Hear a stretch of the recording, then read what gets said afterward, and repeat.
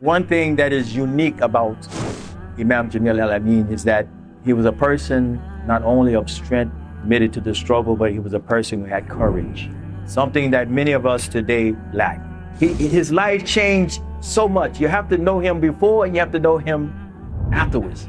Because when I first encountered him, I'm looking for, burn baby burn, burn America down. And he said, look, we're gonna go over Surah Ikhlas today. Or we're gonna talk about the seerah of the Prophet ﷺ. Or we're gonna talk about the Battle of Badr. And he was a shopkeeper. He opened a community store. He raised a family. He was very civically active, engaged in the communities, to play basketball with the youth here. He was like a role model in that community. Imam Muhammad Jaaber, he's a scholar, he's a historian. He receives his ijaza from Darul Ifta in Saudi Arabia. He's a scholar, an imam, an author, and a lecturer. Sheikh, Fadal. Bismillah ar-Rahman ar-Rahim. والصلاة والسلام على أشرف المرسلين وعلى آله وأصحابه والذين يتبعونهم بإحسان إلى يوم الدين برحمتك يا أرحم الراحمين. السلام عليكم ورحمة الله تعالى وبركاته. First, I'd like to thank Allah subhanahu wa ta'ala in this illustrious gathering. It's always an inspiring moment to be among the Muslims. I can recall when I was the youngest amongst gatherings like this. Now I see myself an elder, mashallah. And of course, and this is basically all we had in numbers. And I'd like to thank Islamic Oasis for inviting me. This is a very humble honor. And I would like to thank dear brother Muhammad Sharaji for creating platforms of this nature so that the censored or grassroots voices about Islam can be heard. MashaAllah. May Allah subhanahu wa ta'ala preserve you. I was looking at the flyer from Bilal radallahu ta'ala anhu to Al-Hajj Malik Shabazz, Malcolm X, Yarhamullah. And I said, this is actually a movement. This is actually a flyer that displays movement. And what legitimizes a movement is the same thing that legitimized Bilal revolting his master, La ilaha illallah, Muhammadur Rasulullah. And what legitimized Al-Hajj Malik Shabazz transition and the demise, may Allah subhanahu wa ta'ala count him amongst the shuhada, is La ilaha illallah wa anna Muhammadur Rasulullah. And today my talk is about our beloved Imam Abdullah Jamil al-Amin, Yarhamullah. And it's remembering our Imam. In order to remember something, you have to have knowledge of that. Alhamdulillah, I was blessed to know him before he was Jamil al-Amin, when he was H. Ralph Brown. And I was honored to know him as Imam Jamil al-Amin. I encountered him like I did many of our elders, like Sheikh Griggs, in my father's house. That was like the crossroad, the meeting point. I was a youngster, and I would see these brothers come in, and they'd be amongst my father. And one thing that is unique about Imam Jamil al-Amin is that he was a person not only of strength, committed to the struggle, but he was a person who had courage. Something that many of us today lack. His life changed so much. You have to know him before and you have to know him afterwards. Because and of course, I used to sleep in his house, I go to Atlanta, when he first actually started the West End community. We were staying in the masjid and he said, oh, you're a Hajj Imam Jaaber son, you can sleep in this room, mashallah. And I would tell the other Muslim youth that was with me that I had that privilege, maybe they would have felt some kind of way, mashallah. But, when we look at people like that, and he's one of the many, in order to really understand those type of personalities, you have to understand the climate that gave birth to Imam Jamil al-Amin. See, a lot of times we look at a person who's actually engaging in fighting against injustice without critiquing and indicting the environment that produced these type of people.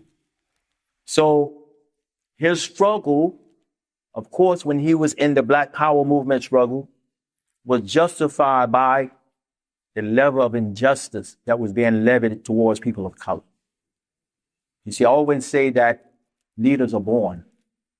It is the portfolio that's put in their hand that determines how they're going to apply that talent. And of course, my brother, Imam Ali, may Allah preserve him, is a year and a half older than me. And when I talk about these issues, to you it may be history, but to me it is a living experience. Meaning that the life of these pioneers that we're discussing is organic and we're all connected. So to live in that environment, we can properly articulate the type of person Imam Jamil al-Amin was and who he became. I grew up as a Muslim. I grew up upon La ilaha illallah Muhammadur Rasulullah, a recipient of the oldest Islamic Sunni organization established by indigenous Muslims in America, the Adin-ul-Lahi Universal Arabic Association, Adin-ul-Lahi Jam'iyyat al-Arabiyyat al-Ummiyya. We was conceived in 1935 and we was chartered in 1938. And I say that because a lot of times, unfortunately, as we say in Arabic, "Uhlika qawmi bi'adami ma'rifa." My people were destroyed because they lacked knowledge. And so sometimes when we begin to look at the social fabric inside of America, the atrocities, the oppression, the segregation, and the injustice that had been levied towards people of African descent, we just conclude that that history is consistent, but we had a different heritage. We were born and raised as Muslims. Even though we experienced the same atrocities and Jim Crow segregation in the school system, we had guidance and our judgment was based on Islam. And that made a world of difference. As my brother Imam Ali mentioned, that the Islamic movement, this is very important, very critical in our history. The Islamic movement preceded by 50 years the Black Power struggle. Okay?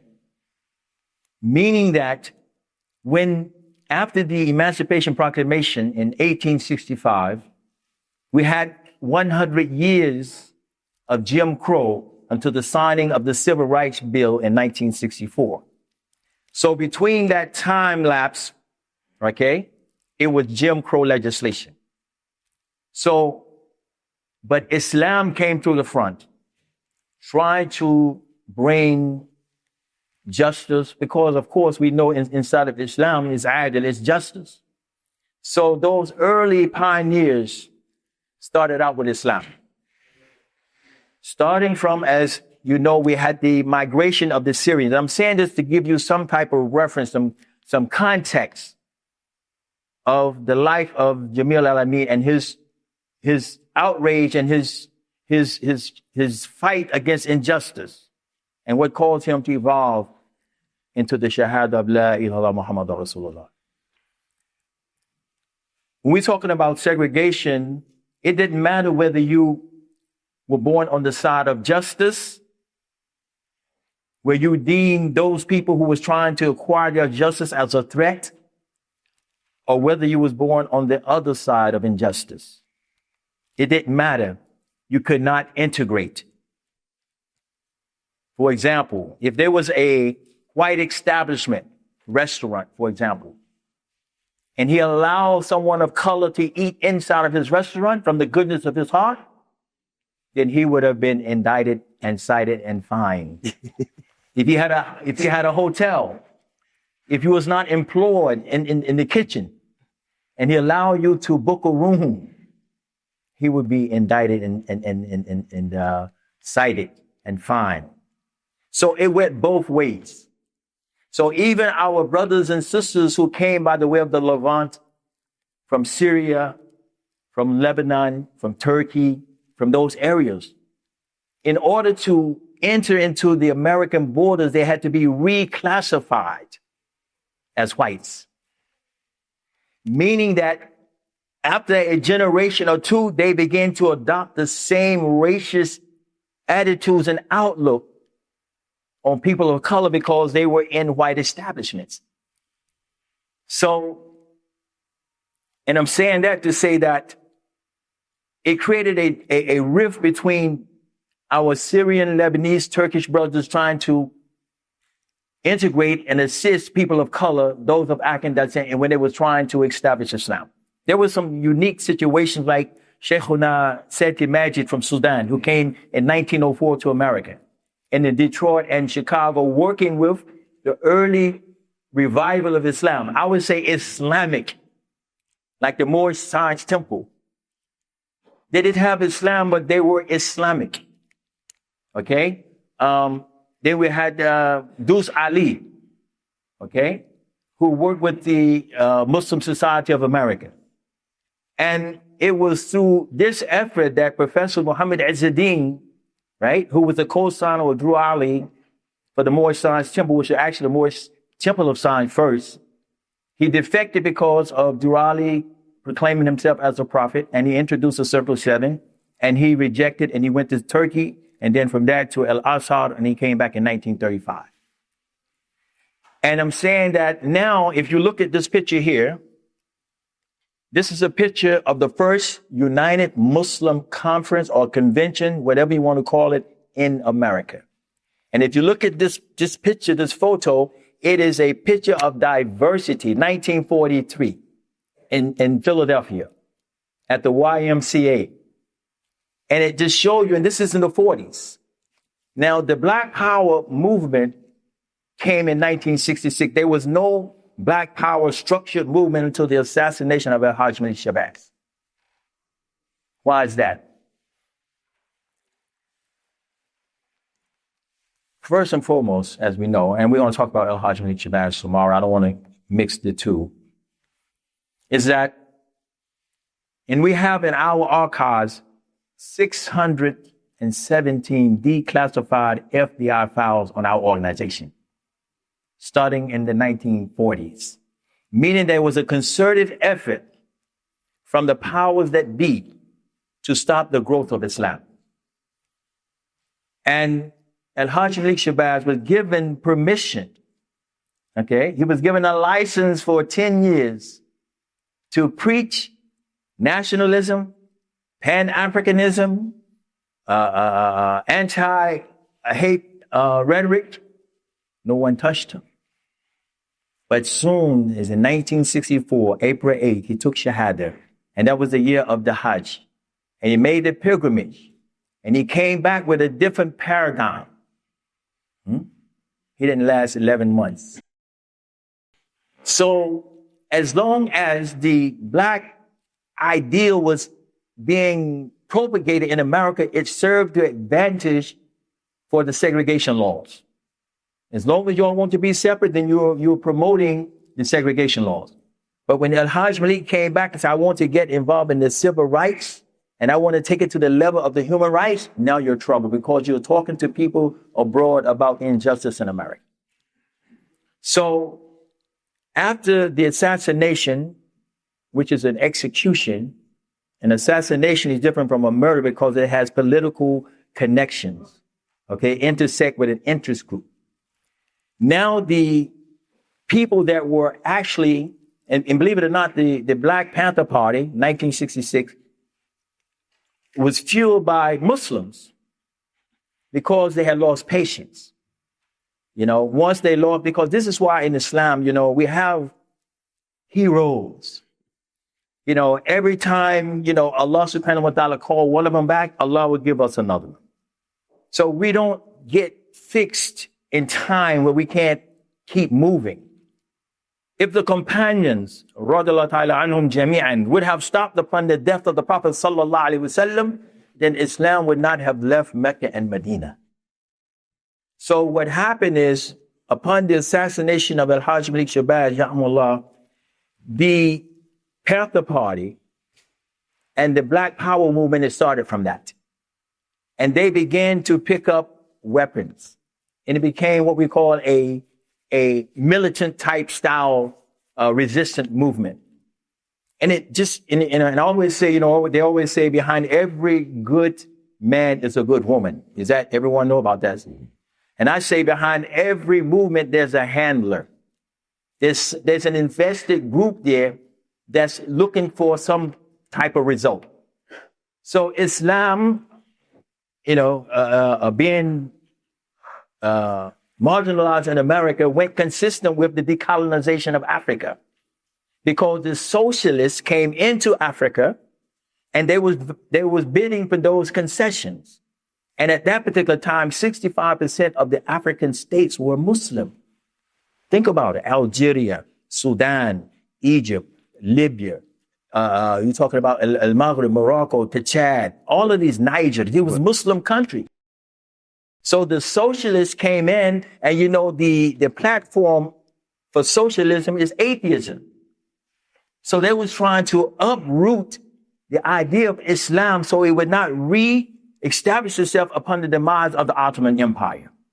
So they created states and never brought the people back together. The same was happening right here in America. If you look at, like I said, we have 617 declassified files on our organization to undermine, infiltrate, and interrogate Muslims to stop its growth. You're not going to find this in Miriam Macmillan history books. Okay, you're not going to get a PhD on this type of stuff. Okay, now they took the Islamic movement and they infused it with socialism. If you look at the Black Power movement and the Communist movement, all of them had social affiliations. Okay, and that's what kind of like stopped their growth. You see, the victory and ultimate victory is that when you remove a system, you have to replace it with something that is better. So if you remove capitalism and replace it with socialism, you haven't actually moved out of your space. Yeah. But if you remove capitalism and socialism and replace it with Islam, then that is a victory. And that's the victory they spent billions of dollars trying to stop from happening. So when we look at brothers like Imam Jamil al-Amin, leaders are born. And as my father used to say, we used to identify dynamic personalities that were in the social justice movement. And my father would say, man, I wish this brother would take Shahada. Or I wish this brother would take Shahada. Like Imam Ali mentioned, Amir Barak, he took Shahada in our father's living room. Okay. And also, my father was a part of Al-Hajj Malik Shabazz's transitional team. No one knew that Al-Hajj Malik Shabazz was going to Sheikh Dawood Faisi, on State Street, getting Islamic advice. He was going to 72nd Street and 1 Riverside Drive, sitting in the masjid with Imam Shawari. Okay, he was corresponding with Sheikh Ahmed Osman from Sudan, who was in Boston. But this is not in Ali Saleh's book, okay?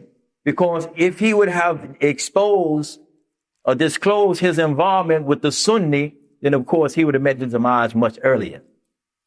And I'm saying this to say that our brother Jamil al-Amin, when he removed it, he was a member of SNCC, a Student Nonviolent Coordinating Coalition. He removed the N out of it, because, self-defense is not an act of violence. the preservation of the preservation of life comes after hifzul din. So his approach for justice was justified based on the injustice that was being levied towards them. And of course, the platform and the direction that they went in, we know it, ended up, in a very bad situation. Many of those people who were of the militant movement, they end up being indicted, charged with all types of charges, and they end up being incarcerated for many, many years. I don't know if you remember the Shakur family. Salahuddin Shakur, there's Tupac Shakur's grandfather, Zayd Shakur, Lamuma Shakur, Odega, and all these brothers, Bilal. They were Muslim, but they was a part of the Black Power struggle. And, when they would go down in gun battles with the police and state troopers and things of that nature, my father was the one that they called to do their janazas because no one wanted to touch them. Mm-hmm. It was politically incorrect to give any value to the Black Power or the Black Panther movement. But my father championed that cause because he had been through it with Al-Hajj Malik Shabazz. When Al-Hajj Malik Shabazz was assassinated, not only from the grassroots level, but from the high authorities, from the Justice Department, do not give the death of Al-Hajj Malik Shabazz any value. So something went wrong, and we ask ourselves, what went wrong? What happened to the Muslim struggle? It was infiltrated. Okay, the direction was redirected to socialism, communism, and democracy, and things of this nature. And democracy. And if you study, anyone here is a politician or study political science, American history. The word democracy does not appear in the Constitution. It is a republic. Okay, democracy is the will of the people. You can have the idea of marriage as a male and a female, and then 50 years later, it can be anything. So that is the will of the people to have the sole authority to dictate based on the majority who should legislate for this particular country. Jim Crow legislation, is that democracy? They said colors are unequal. Okay, now we fought for the civil rights, and now we find equality on the books. So Islam is a solution. Our brother Jamil al-Amin was very dynamic, and he rose through the ranks. He came from a racist state, New Orleans. And of course, he had some infractions, and he ended up being incarcerated and sentenced, and he was in Attica. He was in Attica. And in 1971, Attica had a riot. I hope none of you guys was in that riot, okay, because there was 33 demands they wanted for prisoners' rights. They had poor health care, dental care, the nutrition was poor, the visitation was poor, they couldn't get any appeals. So they actually, it ended up in a bad situation. It was on lockdown, about 30 inmates was killed and 10 correctional officers. And believe it or not, they put Rap Brown in that prison the same year that it happened. Okay, and that's like, we're going to really punish you. And of course, I find it's very unique because once those people have that high level of energy resistance, when you actually settle them down and they begin to rethink that process, Islam is a solution. Islam was the solution 50 years before he got incarcerated. And the Muslims, they championed him, they invited him to Jumu'ah and etc. And they talked to him about Islam, and he took Shahada. Okay, now he knew that the enemy, the apparent enemy, was not the ultimate enemy. That these types of injustices stemming in the outgrowths of racism was the byproduct of shaitan, la'natullah, that had infected a whole society. And he came back with Islam and said, the way that we're going to fix this is that we're going to add value. So we're going to move from militancy to becoming moral physicians and cause the human being to turn to himself and look deep into his own heart and say, where is the sickness? Where is the marad? Okay?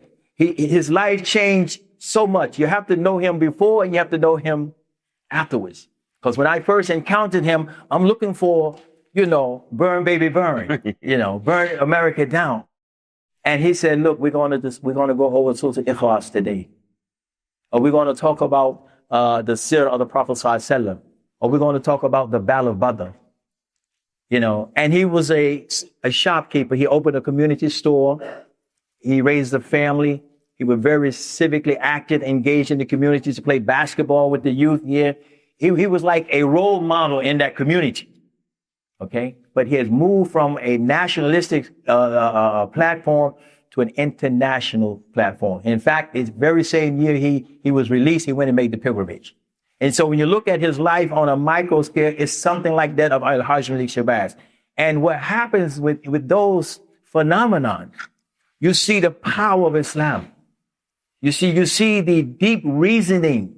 And now if you look at, for example, a lot of what we call some of our worst street hoodlums, who had chose the thug life, when they go and they're incarcerated, many of them are accepting Islam. Because it is fitriya, it is our natural inclination to do good. So our brother was doing so well that the Muslims in America, because, we always got to have leadership. We always need to umbrella, our strengths. And to the Muslims started, asking him, brother, you want to be the Amir of this group, and this group, and that group? And, he understood, infiltration. He understood that for every movement, there's a handler, there's a hidden agenda behind it. He was very, very wise. So he said, no, we're neutral. We're going to establish al-Ummah. And your organization can have your autonomy, but we're going to work with one agenda. And of course, when you assume leadership, you inherit bad history. Okay? You inherit the history of an organization. Whatever that organization did before you was born, you inherit that history. Whatever individuals do in their lives, whether it's associated or disassociated with you, that falls on the shoulders of the leader. So now, as we know, SNCC had an FBI file on them. Imam Jamil al-Amin had a file on him when he was H. Rap Brown. And, it was in the agenda of, the powers that be, laws enforcement, was to wipe out all resistance. We don't want any militancy is in their termination, because the word self-defense was not in their vocabulary. We want no militancy. So Imam Jamil al-Amin, he got through the loop. Okay? He was able to escape their execution. And now he comes out a Muslim. But they didn't forget. So unfortunately, and I'm not going to talk about the intricate part of the trial, because we're going to, inshallah, continue to try to get him exonerated, because we know based on the evidence that he's totally innocent of all charges put it on him. So we're not going to talk about them. But I want to just say that when we remember someone, we have to know something about these people, this person. And I say this to my brothers and sisters, especially my immigrant brother. I don't call you foreign, okay? We know Muhajir and Ansar, okay? That unfortunately, our leaders, in the decolonization of Africa and the Middle East have did us a grave injustice. That they put nationalism before they put Islam. That was the golden opportunity in our history after the demise of the Ottoman Empire, okay, and after World War I, was to reestablish the Ummah of Islam. There's a situation, I don't know if you know Lawrence of Arabia, they call him the British spy. Maybe you know him. I see more people know him as a British spy. When they wanted to destroy the Ottoman Empire, okay, they went to the Hashemi ruling class of the Hijaz and said, how can you have a Turk ruling in Ottoman? How can this happen? And it's something to think about. How can we have Turks ruling us? We Arabs. The British said, well, you know, if you want to come into power, we will actually supply you with the necessary intelligence and the weaponry and the manpower so you can actually take down the Ottoman Empire. And that's exactly what caused a conflict between the Turkish Empire and the Hashemites of the Hijaz. As soon as they finished with that, they told that the Saud family and Muhammad Abdul Wahab said, you know, how would you like to rule the Khalij? And of course, they put them against each other. So now there's two victories for the British. They got rid of the Turkish Empire, the Ottoman Empire. They finalized their victory. And now they have the Muslim fighting against each other. Okay? And that's what has happened in our society. And we created national states. We wanted to be different now. And America imported democracy or capitalism disguised as democracy. And we bought it. Now, this is why Al-Hajj Malik Shabazz got in trouble, because he was informing the African states and the Middle East that they're selling you a lie. You see, and it was causing problems. So America said, well, he's crossed the line now. You know, he was okay when he was in America. We had the CIA and Bossy, the Bureau of Special Services watching him and informants, but now he's outside of America speaking ill of America. So we have to really, really stop him, because we really, really need those concessions in Africa, because we want to stop the spread of communism. So, and I'm saying this to say that there's always a hidden agenda. So at one time at Hajj Malik Shabazz, they was trying to move him towards socialism. And then they wanted to move him towards democracy in the civil rights struggle, but never be a Muslim. And Al-Hajj Malik Shabazz reinvented himself more than one time. He would come to one meeting today with this on the agenda. He'd come back tomorrow and he'd say, oh, I can't do that anymore, I'm a Muslim.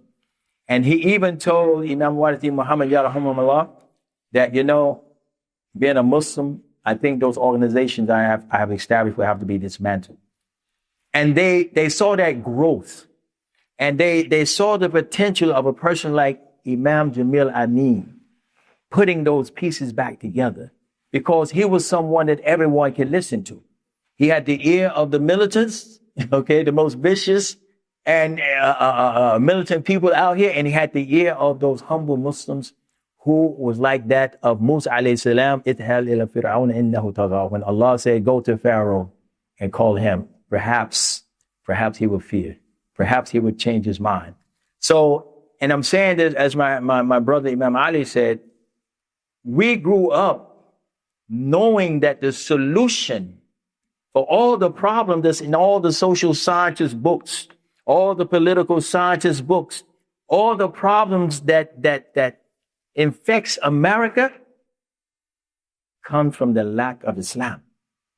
And there's no system economically. If you gave everyone $1 trillion, if you actually settled the Reparation Act and empowered everyone, the problem would still be there. And, you know, my father, Yahmullah, he never actually got involved in the Black Power movement. Yes, he was in the social justice movement. Okay, he was arrested for being in the social justice movement. Okay, he's in the current report for civil disorders. Okay, called the Peacekeeper, because he stood in front of the tanks and the rioters when Thomas Dunn, the mayor of Elizabeth, New Jersey, had given the order, shoot to kill. But he said, if we in fact align ourselves, this is very important. If we in fact align ourselves with the Black Power movement, whether it be Panthers or whatever, once we achieve victory, we're going to have to fight another battle. Okay? What are we going to put in place? Are we going to put socialism there in the state of victory? Or are they willing to accept Islam? And many of the fans of Al-Hajj Malik Shabazz, you may call them followers, But those who were followers of Al-Hajj Malik Jaaber, they say, Ashhadu an la ilaha illallah wa ashhadu anna Muhammad Rasul. But the fans, they're the ones who sit on the sideline and want you to fight their battle. Mm-hmm. And once it's all over, they want to come in and they want to reap the booty.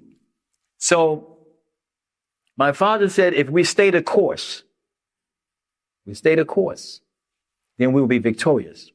And this is the course. When we can be unified despite our diversity. 1971, F1, we were in front of the United Nations Plaza saying Palestine, Palestine for the Palestinian people.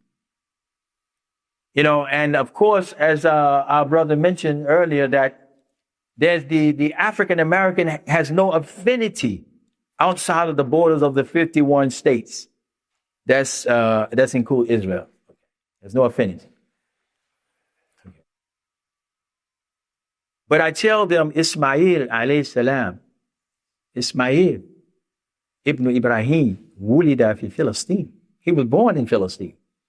Wa ummuhu min Masr. Wa ayna Masr al-yawm? Masr kana fi Egypt. The matriarch, right, of Ismail, who is the patriarch of the Arabi al-Mustariba, of the new dispensation of Arabs, has an African strain in their blood. So if we know our history, we will see a common intersection of bloodlines, despite complexion, height, language, and geography. But Islam heightens that. You know, the Prophet ﷺ was the best example. And very seldom do we see the ulama or the social activists, our Muslim da'iyas, referencing his template and his portfolio for success. And when you find people like Al-Hajj Malik Jaaber, Imam Jamil al-Amin coming back with the portfolio of Kitab Allah wa Sunnah, it becomes a declaration of conflict. Because they know, right? As Allah says, they recognize him as they recognize their own son. You see, justified resistance is not strange in America. In 1776, what happened in this country? The Englishmen did not want a king, so they fought for a republic. Okay, Paul Revere. Paul Revere was the night rider who rolled through at night saying, the British are coming, the British are coming. Huh? Patrick Henry said what? Give me life, give me liberty, or give me death. It's just the arrogance, okay, that prevents them from giving the people the justice. And I think that, alhamdulillah, brothers and sisters, you know, especially our young Muslims, you know, it's important, you know, that we understand, we have a correct worldview of what has happened. Sometimes we are victims of our own circumstances. And when we're thinking we're making decisions, the decision has already been decided.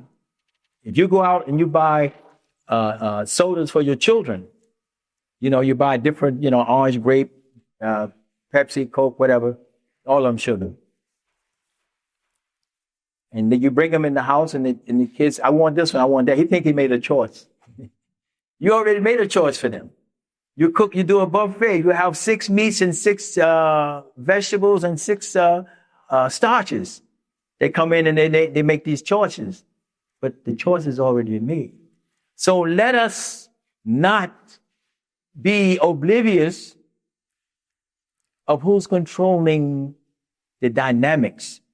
Because if they control the dynamics, then they will actually be able to anticipate and predict the outcome. So become predictable. And one of the main ingredients for success, right, is divide and conquer. There's 3 sides to every story, not 2. Everyone heard there are 2 sides to every story. I say there's 3. Okay, the 2 sides of the opposing groups. The third is the one who wants to profit off it. So you have to make an assessment as to who is profiting, okay, of the Muslims. You know, why was it such that with all the evidence that our brother could not get a retrial? You see, it's not what they knew, it's what he knew. Okay, they was protecting themselves. Because if he would have had, he took the fifth on the first trial, he didn't say anything. He let his lawyers represent him. But maybe, perhaps, Yumkin, if he would have had a pre-trial, maybe he would have spoken. And they couldn't take that chance. So we ask Allah subhanahu wa ta'ala, as our brother Sheikh Griggs mentioned, and of course all of the Imam and the Muslims who know about his situation, to count him among the shuhada. Because he's been one of the many that injustice, overwhelming injustice have been applied to. And, and I say this out of all sincerity because, maybe you have had the luxury, many of you, to grow up in the household of your parents. But upon the assassination of Al-Hajj Malik Shabazz, we were stripped of that core family because not only was our father life threatened, but also his children. So he has to move us away. And we knew what was happening. Even when we were in school, in segregated schools, we had to hide our Islam. He said, don't let the people know. Because not only was white America, in their injustice and racism against you, because you was a person of color, but also the black community who was Christians, they had a problem with Islam as well. Mm-hmm. So we were between a rock and a hard place. And when we integrated, I got in trouble. I got in big trouble because, first of all, I told the children there was no Santa Claus. That's big trouble. Okay, and the teacher wanted to know why I say that. And do you celebrate Christmas? I said no. And then, now I'm actually integrated. And then the magazine, it was the Jet magazine that I wasn't supposed to take to school ended up in my hands. And I'm in the school as a kid showing them, this is my father and this is Hajj Malik Shabazz, and don't tell nobody. And lo and behold, I see this little girl whispering in the teacher's ear saying he has a book that says his father's in it.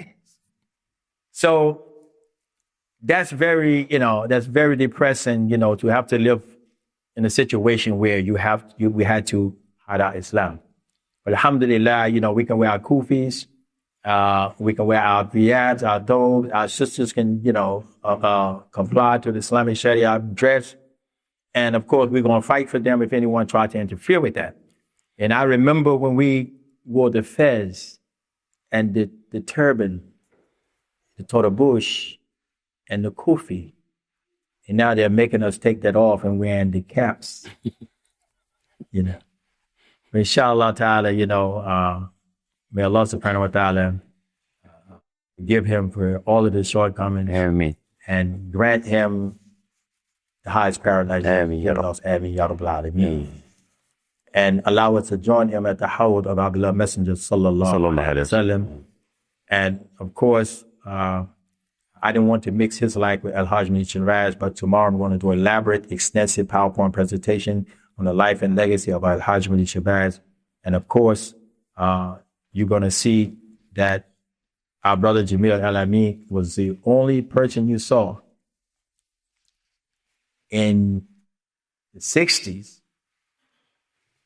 with a T-shirt on with Malcolm X on it as iconic for social justice and struggle. I thought that was unique.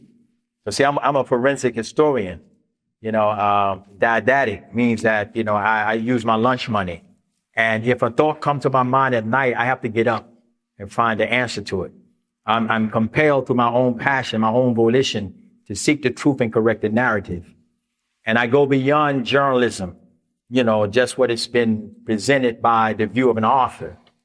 Try to get to the core of all events. So inshallah, tomorrow I'm going to expound upon the intersection of al-Amin, Jamil, our Imam, and Al-Hajj Malik Shabazz. Jazakallahu khair. Assalamu alaikum. There's a lot of questions that you kind of answered during the lecture itself. So I'm going to go to the questions that I think people did not ask.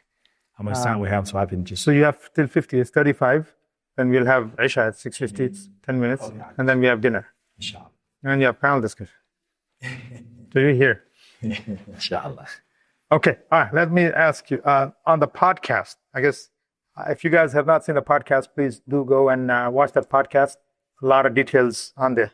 So, on a podcast, you mentioned that Malcolm, when in NOI, Nation of Islam, was domesticated by paradigms and concepts that it embraced, so that we learn from it. Can you elaborate more on what were those paradigms and concepts, and how can one liberate themselves from such paradigms and concepts? Like, when you look at Al-Hajj bin Shabaaz's life, as a member of the NOI, the Nation of Islam, Malcolm was, that's not the first time Malcolm was introduced to Islam. Malcolm was introduced to Islam when he was incarcerated by his friend. So, the Nation of Islam actually forwarded Malcolm a platform to fight back, because as in his childhood, life and his early teenage life, Malcolm was traumatized by racism. So his brothers was from the Garveyite movement, who came and actually kind of like recruited him. You need to be with the nation versus the Sunni, because at that time the Sunni was disenfranchised. As I mentioned, the FBI had disenfranchised them. So, but the social justice movement is what Malcolm focused on. So, and we know that the Prophet ﷺ, he sent the first migrants, Muhajir, to Al-Habasha, Ethiopia, a Christian nation, not because they were Christians, not because they were 11 miles from the peninsula of Yemen, but because there was a king who was just. So Malcolm's fight for justice is something we all can benefit from. But we have to look at what was his justice. And again, you can't look at Malcolm's beginning and make an assessment of his end, because Malcolm said he was restricted from really engaging in the social justice movement because of the apolitical platform or program that the Nation of Islam had. So Malcolm kind of like worked outside of the Nation of Islam. So most of the credence or the credit that should be given to him in the social justice struggle should not be credited to the Nation of Islam, because every time he spoke out, like he talked about, I love, I'm a farm boy gets happy when chickens come home to roost, about the assassination of Kennedy, he got in trouble. Okay, when he went abroad and when he sat with Castro at the St. Teresa Hotel, that was actually outside of protocol. So Malcolm working, in the social justice movement really was not aligned with the Nation of Islam apolitical program. Even when the brother was killed in California, Stokely, Malcolm went there and Elijah told him, don't get involved. So looking at Malcolm's social justice platform, that actually didn't stop when he became a Muslim. He created two organizations, the Organization for Afro-American Unity, and also he kept the Muslim Mosque Incorporated, so he can actually continue his engagement in the social justice struggle for those people who weren't Muslim. You know what I'm saying? Because Allah subhanahu wa ta'ala, he forbid justice on himself and for anyone else. So justice itself is a sickness, whether it's a Muslim or non-Muslim. We have to fight against injustice. So that's what we can benefit from him, his stance on injustice.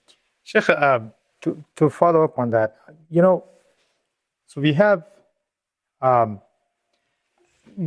there were movements here. I mean, you had Black Power movements, you had the non-student movements on campuses, you had the Black Panthers. But, there were, from what I understand, I mean, I could be wrong, there were Muslim movements here. I was just reading one place that like Muslim Brotherhood was here. And then there was also Jamaat Islam. People were reading Abu al-Maududi, they were reading Sayyid Qutb, they were reading Hassan Banna. And this is in 70s, 20s, actually, I think. So, and I know the Islamic Party, what was known as the Islamic Party, was formed at that time. Right. Why is it that you have the NOI and some of these movements that kind of took over the Islamic agenda rather than those were known within the Muslim lands? Actually, what happened is that Islam was suppressed. You see, just like a celebrity, celebrities are made. You know, they select the audience for them. You know, and Say that again. celebrities are made. They select the audience for them. They promote them. They isolate their competition. They limit their competition. So you're the only person. So as I mentioned, you know, it's a lot of that is in the book as well. See, when you go back before the 1964 Civil Rights Act was signed, America was based on segregation. That was pro-American. To be a segregationist was being pro-American. So the Nation of Islam, they taught separation and segregation. So on purpose. Yes, and actually that fitted right into the American agenda. But some may say that was needed in order to be separate from. Well, they would define themselves that way. Okay, when I say separation, I mean in ideology. I mean, you're talking about anti-miscegenation laws. You can't marry into that. What I'm trying to say is that yes, for a non-Muslim, if you're not educated about Islam, then of course you're going to adopt it's easy for you to adopt a national platform. You know, Marcus Garvey believed to return to Africa was the solution. But if you looked at the condition of the Africans, they would have met him at the docks to change boats to come to America. That's why when you look at the condition of decolonization, they actually there was an armed struggle going on in the interior of Africa. So what was the possibility of you returning, going back to Africa? There was only two places for you, Liberia and Sierra Leone. Okay. So what I'm saying is we don't look at the dynamics. So when you say that we needed to separate, okay, are we together today? So we still talk about black colleges. We still talk about black businesses. We have actually inherited that platform of being separate. You see? So the idea of being American is off the table. You see, being American is off the table because we have been conditioned. Malcolm was just one who outgrew that condition. So, but if you look at the separation and the segregation laws at that particular time, the Nation of Islam was actually being funded to continue that agenda. And that was one of the biggest threats when Al-Hajj Malik Shabazz came back. And when they excommunicated him, it wasn't the fact that he was going to talk about the infidelity of their leader. It was the fact he knew about the secret agreement that the Nation of Islam had with the KKK. He knew about H.L. Hunt, who was actually an oil baron, who was actually funding them. You see, so these type of things like you preaching separation, but you have in a contract, and they weren't harassed. I mean, they were able to go into the South and integrate with the KKK without being harassed. When if you went down there as a member of SNCC or a freedom rider, you probably would get hung. So you got to look at it. And Al-Hajj Malik Shabazz, he actually mentions that in his autobiography, that he was Jeremiah when they went and had a secret meeting with the Ku Klux Klan. So no one knows about this stuff. So we was preaching separation on one side, but at the same time, we was actually benefiting from that agenda. That's why I say behind every movement, there's a handler. So who was handling it? So when Malcolm leaves the Nation of Islam and said, I want to interact with the International Brotherhood of Muslims, he moved from 22 million Negroes to 1.5 billion Muslims. So that's a quantum leap in numbers. So yeah, that's something we got to look at deeper, you know. What kind of programs? Well, this has probably been answered to, but well, this is a very specific question. So why did Imam Jamil have an FBI case on him? Okay, I think I mentioned that, but anyway, everyone has an FBI case against him until, you don't know it until they disclose it. You know what I'm saying? I didn't know we had 617 FBI files on us. I didn't know we was infiltrated. I didn't know that we was interrogated. Again, you got to understand there's a difference in a undercover agent and an informant. See, an agent is someone who's actually under oath and sworn in.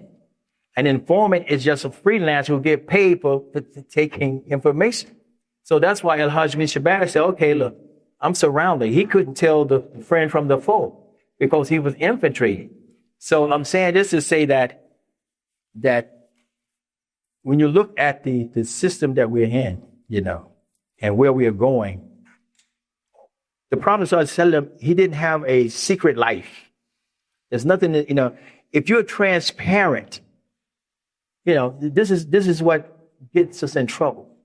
That we have these closed door meetings as Muslims. And then we create suspicion in the government. And then they got the informants, And when I say informant, I'm not talking about someone who's deputized, who has a hidden badge in the back of him and a weapon on his ankle. I'm talking about someone who goes to Al Medina University and get an Islamic education.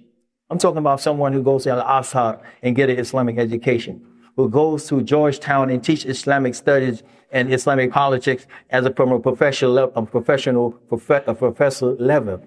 You see, we're thinking about an informant with someone who's actually has a drug addiction, who's actually carrying, defective information. We talk about professionals who actually are recruited by the State Department to actually get Islamic scholarship. And then we're going to close on this, but it was Ramadan, and I was traveling, and it was time to break the fast.